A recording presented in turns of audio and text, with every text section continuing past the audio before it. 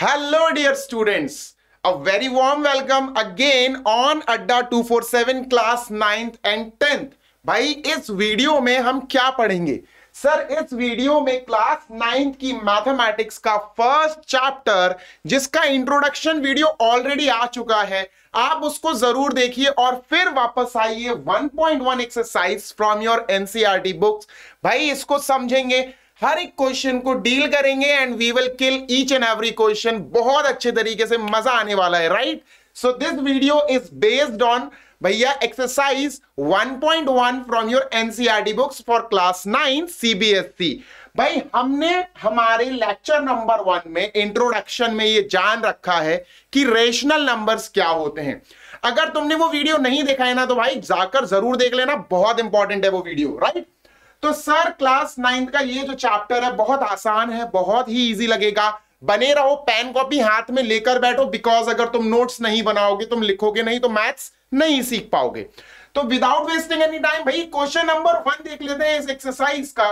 Question number 1 class 9 exercise 1.1 भाई पढ़ते हैं। क्या है क्वेश्चन नंबर 1? देखो बेटा, is zero a rational number?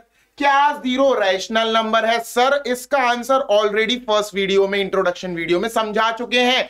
कैसे? सर हमने पढ़ रखा है कि रैशनल नंबर जो होता है ना, अगर आपको याद हो तो मैंने क्या बताया था सर, रैशनल नंबर वो सारे नंबर्स होते हैं, रैशनल नंबर्स वो सारे नंबर्स होते हैं जिनको हम P अपॉन Q फॉर्म में लिख सकते हैं।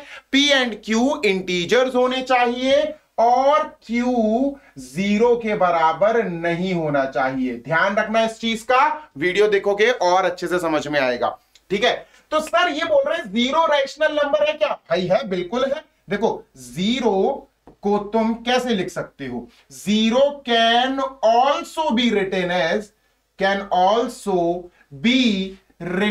एज, सर कैसे लिखा जा सकता है? Can also be written as 0 upon 1। भाई गौर से देखो, हम 0 को 0 अपॉन 1 लिख सकते हैं, या सर 0 अपॉन 2 भी लिख सकते हैं, या सर 0 अपॉन 3 भी लिख सकते हैं, है ना? क्योंकि यार 0 को तुम 1 लिख दो, नीचे अपॉन में 2 लिख दो, आंसर तो 0 ही आएगा ना। अब क्या ये P अपॉन Q के जैसा दिख रहा है? हाँ सर ये तो P अपॉन Q के जैसा आ गया, दिखने में तो बिल्कुल P अपॉन Q के फॉर्म में है।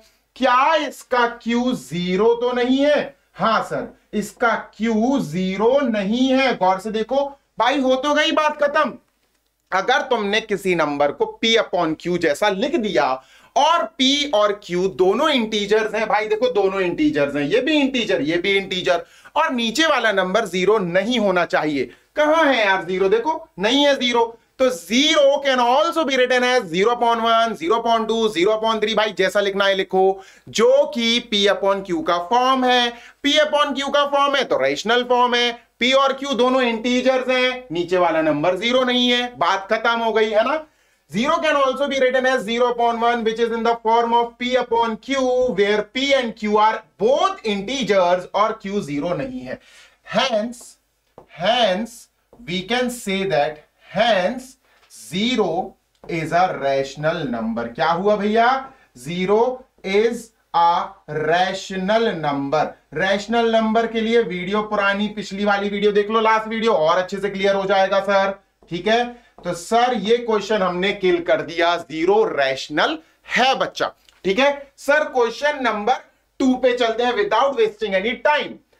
क्वेश्चन नंबर 2 भाई दो तरीके बताऊंगा, एक मेंटल तरीका और एक कैलकुलेशन वाला तरीका। गौर से सुन लो, गौर से देख लो, बहुत आसान है। सर दो रैशनल नंबर्स के बीच में बहुत सारे रैशनल नंबर्स कैसे बनाए जाते हैं? यहां हमें दिया गया है find 6 rational numbers between 3 and 4।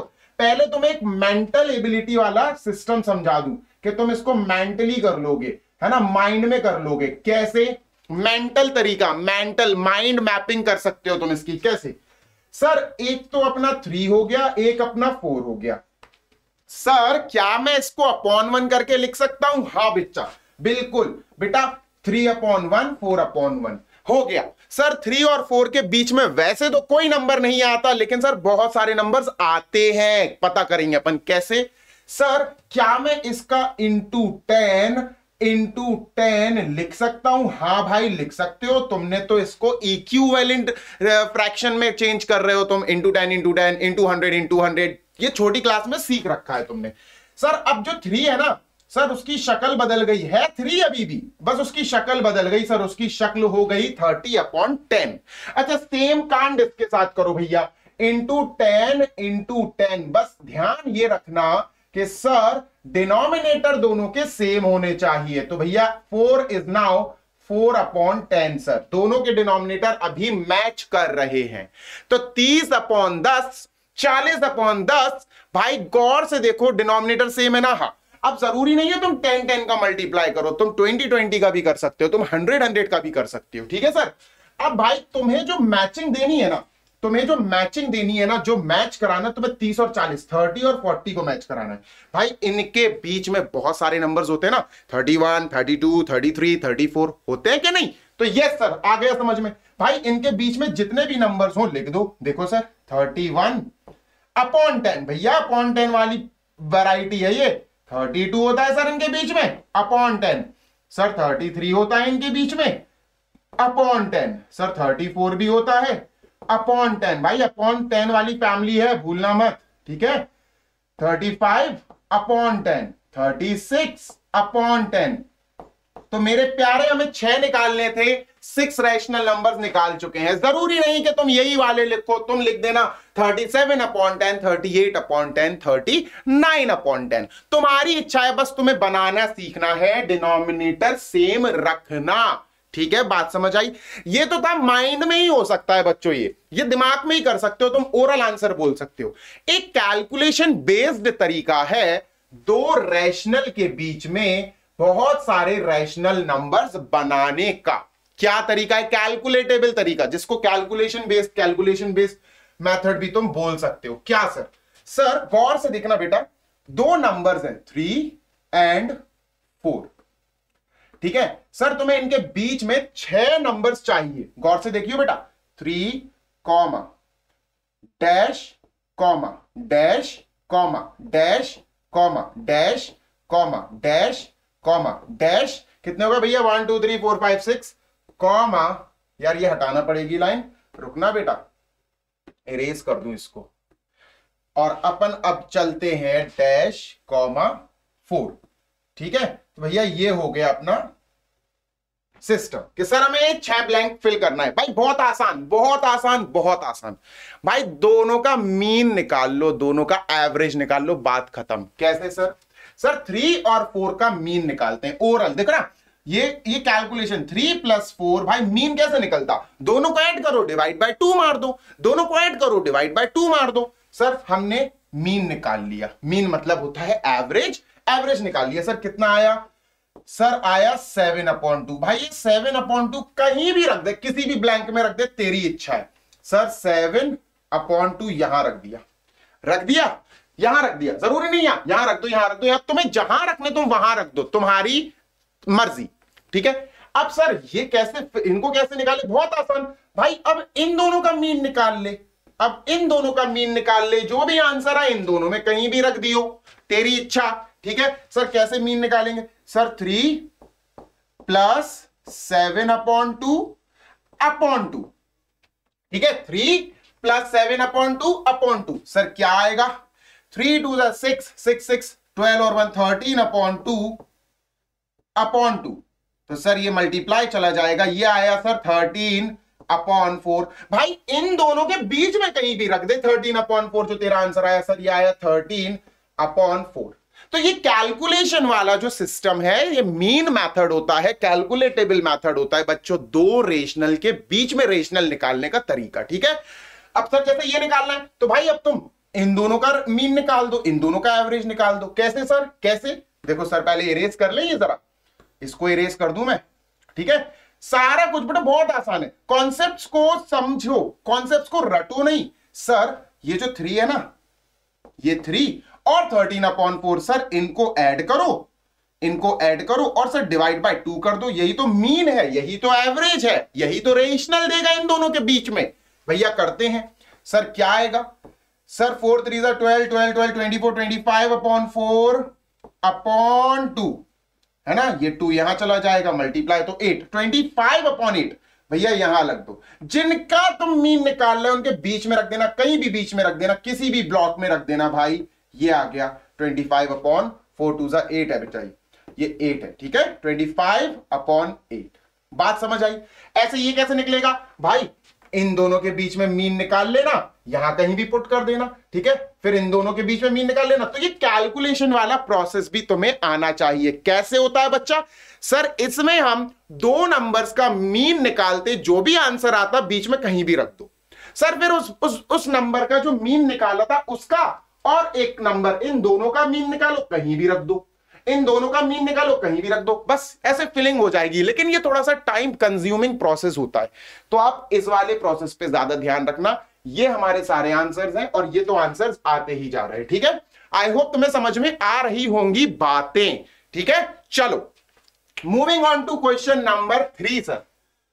Question number 3 भाई क्वेश्चन नंबर 2 के जैसा है, ठीक है। अब कैसे करेंगे? चलो इसको करते हैं अपन कैलकुलेशन वाले प्रोसेस से। करें? नहीं यार, आसान तरीका। कैलकुलेशन वाले प्रोसेस से थोड़ा टाइम, समय ज्यादा लगता है, कैलकुलेशन करनी पड़ती है। इसको अपन मेंटल वाले से करते हैं, निपटाते हैं जल्दी, ठीक है। सर ये है 3/5 और सर ये है 4/5। सर इंटू 10 करो, डिनोमिनेटर सेम रहना चाहिए। अगर नहीं होता है डिनोमिनेटर तो तुम सेम बनाओ, एलसीएम लेना आता है ना। वैसे तो फिलहाल 5 और 5 सेम चल रहे हैं, कोई टेंशन वाली बात नहीं। अगर डिनोमिनेटर सेम नहीं होंगे तो तुम एलसीएम लेना और उससे डिनोमिनेटर को बराबर बना देना, ठीक है। चलो सर क्या करें यार, एक काम करो, इनकी सूरत चेंज कर दो, इनकी शक्ल, इनके चेहरे चेंज कर दो, थोड़ा बड़ा बनाओ, ठीक है सर। मल्टीप्लाई बाय 10 सर अब जो 3/5 था सर वो बन गया 30/50, ठीक है भाई। सर जो 4/5 है उसको भी सर अपन सूरत, उसकी शक्ल चेंज कर देते हैं सर। उसकी शक्ल अब हो जाएगी 40/50।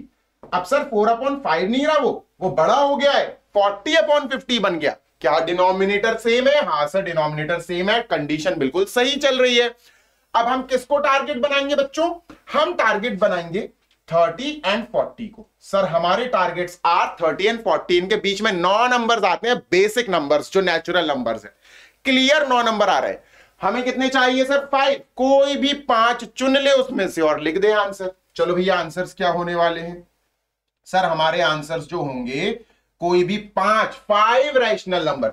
सर 31, देखो 30 और 40 के बीच में 31 आता है, अपॉन 50, सर ये 50 वाली फैमिली है, कॉमा 32/50, 33/50, 34/50 और 35/50। बात समझ आ गई? जरूरी नहीं है कि तुम यही लिखो, तुम 36/50 लिख देना, तुम्हारी इच्छा है यार, है ना। बस तुम्हें समझ में, सिस्टम समझ में आना चाहिए, कॉन्सेप्ट तुम्हारे दिमाग में घुसना चाहिए तीर की तरह, ठीक है। तो सर ये तो हो गया कंप्लीट। मेंटल वाला प्रोसेस जो था, माइंड वाला प्रोसेस जो था, वो ज्यादा अच्छा है, ज्यादा टिकाऊ है, जल्दी हो जाएगा, ठीक है। डिनोमिनेटर का ध्यान रखना, डिनोमिनेटर पे ही पूरा खेल डिपेंडेंट है। डिनोमिनेटर हिलने नहीं चाहिए। उनके जैसे होता ना सरनेम वाला सिस्टम, भैया तू श्रीवास्तव मैं श्रीवास्तव, तू शर्मा मैं शर्मा, है ना।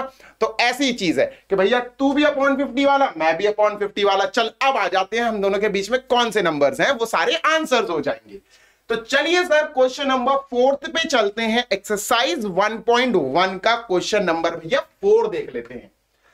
ये रहा क्वेश्चन नंबर 4 मेरे प्यारे बच्चे। बहुत आसान क्वेश्चन है लेकिन कॉन्सेप्चुअल क्वेश्चन है। कॉन्सेप्ट पे बेस्ड है। अगर तुम्हें कॉन्सेप्ट पता है, तुमने वीडियो नंबर 1 लेक्चर नंबर 1 देखा है जीशान सर का, ठीक है, अड्डा 247 का, तो भाई तुम्हें कॉन्सेप्ट समझ में आ गए होंगे। नहीं आए होंगे तो यहां फिर से देख लो, फिर से समझाता हूं मैं, ठीक है।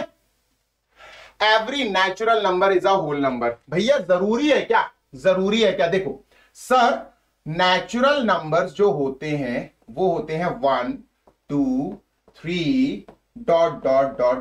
ये चले गए, इनफाइनाइट तक चले गए।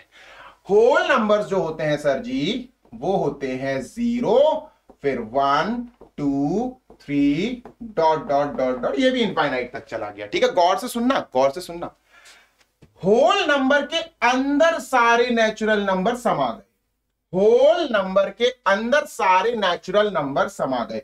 तो क्या लिखा जा सकता है sir? Whole numbers is equal to 0 and natural numbers, है ना सर? 0 और नेचुरल नंबर्स। तो भाई all natural numbers are whole number, है ना? ऑल नेचुरल, सारे नेचुरल नंबर समा गए होल नंबर की कैटेगरी में। सर सारे के सारे नेचुरल नंबर होल नंबर की कैटेगरी में समा गए। तो सारे नेचुरल तो होल हैं, पर होल नेचुरल नहीं है। देखो उन्होंने कहा every natural number is a whole number, every natural number is a whole number. भाई बिल्कुल सही बात, हर नेचुरल नंबर होल नंबर होगा, क्योंकि होल नंबर की कैटेगरी में नेचुरल नंबर्स ऑलरेडी समाये हुए हैं, है ना? सारे नेचुरल नंबर होल नंबर में आते हैं। यस सर, इसमें ज्यादा क्या ही डीप जाए, तो आप बोलेंगे yes yes, every natural number is a whole number. Yes, all the natural numbers lie in whole numbers. ठीक है, सारे नेचुरल नंबर, वो रीजन पूछ रहे हैं ना, क्या लिखोगे? All the natural numbers lie in the category of whole numbers. चलिए sir next, every integer is a whole number. अच्छा गौर से सुनना, ठीक है, गौर से सुनना बच्चों। देखो सर ये रही नंबर लाइन, है ना, ये रही नंबर लाइन, ये रहा सर 0, सर ये रहे 1 2 3 4 and it goes on infinite तक। ठीक है सर, और सर ये क्या रहा? -1 -2 -3 and it goes on, sir ये नेगेटिव इनफाइनाइट तक। ठीक है सर, कोई दिक्कत नहीं। अब ये क्या करे? हर इंटीजर होल नंबर है।